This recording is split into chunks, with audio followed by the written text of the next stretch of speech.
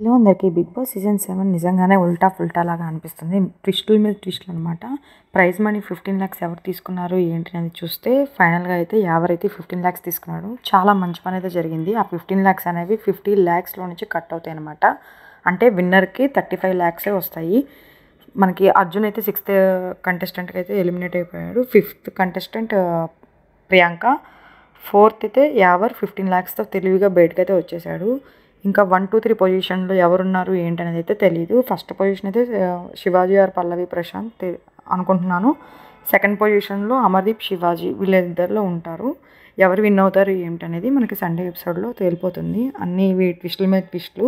ప్రతిసారి కూడా సీజన్లో స్టేజ్ మీదకి వచ్చినప్పుడు కంటెస్టెంట్స్ మనీ సూట్ కేస్ అనేది వాళ్ళ ఫ్యామిలీ మెంబర్స్కి చాయిస్ కూడా ఇస్తారు. ఫ్యామిలీ మెంబర్స్కి ఆల్రెడీ బయట టాక్ తెలిసిపోతుంది కదా.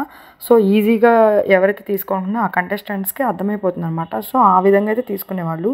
ఇప్పుడు ఏంటంటే లోపలే మనకి హౌస్లోనే వాళ్ళ డెసిషన్ అనేది వాళ్ళల్లో ఉంటుంది అనమాట.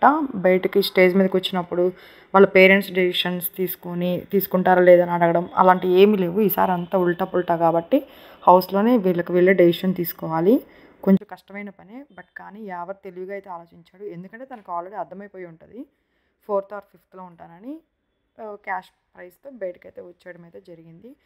ఇప్పుడు సండే ఎపిసోడ్లో విన్నర్, రన్నర్ అలానే థర్డ్ కంటెస్టెంట్ ఎవరు ఏంటనేది అయితే తెలిసిపోతుంది. చాలా క్యూరియాసిటీతో ఈ బిగ్ బాస్ సీజన్ 7 ఉల్టా పుల్టాగానే ఉంది. చూడాలి ఎవరు విన్ అవుతారు ఏంటి అనేది.